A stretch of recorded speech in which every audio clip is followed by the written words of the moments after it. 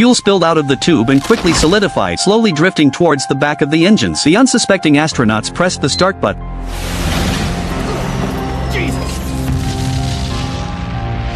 The engines blew up, and the spacecraft kept spinning without stopping. As it turns out, the astronauts are preparing to log on to Mars, and they begin to enter commands to fly the ship. The sudden shattering of the screen pierced the man's palm, and in just a few moments he was bleeding profusely. The blood that flowed out surprisingly flew in one direction. The man decided that the ship was losing air pressure due to a broken capsule, and the captain immediately found the repair gun under the seat and proceeded to fly out of the capsule to look for the location of the break in the ship. At this point, the AI reports there is only enough air in the ship for 4 minutes. The woman squeezed out a packet of coke to help find the breach. A puddle of liquid flew down the cracks in the ship and into the upper deck, which in turn helped the captain in space determine the location of the breach. The AI reports that the oxygen level is down to only 10%. However, the captain also finally found the break, and after breaking off the frozen liquid with force, he then took out his repair gun and patched up the ship, and the oxygen system inside the ship was quickly restored. But the fuel spilled out of the delivery tube and quickly solidified, slowly drifting toward the back of the engines. The astronaut pressed the start button, causing the engines to blow up. The captain immediately decided to abandon the ship, and several people quickly exited the cabin and headed for the supply ship in orbit. It didn't take long for the supply ship to appear below them, but the distance was still too great, and their fuel could barely catch up to the supply ship. So the captain decided to land on the fuel himself before yanking them over with a rope. The captain's fuel runs out, so he can't slow down and crashes straight into the supply ship. Luckily, he manages to hook onto the supply ship, but fails to catch it himself and is flung into space. The 3 men immediately board the supply ship using the rope, and the woman rushes out to save her husband. Despite the crowd's objections, she shoots the rope, but it's not long enough and bounces back. The woman insists on flying closer and trying again, but at this rate, she won't have enough fuel to return to the supply ship. The captain, in an attempt to stop the woman, simply opens his helmet, and in an instant, the captain is frozen to ice by the super cold temperatures of space. The woman watched in agony as her husband died in front of her eyes. Afterwards, the 3 successfully landed on Mars using the supply ship.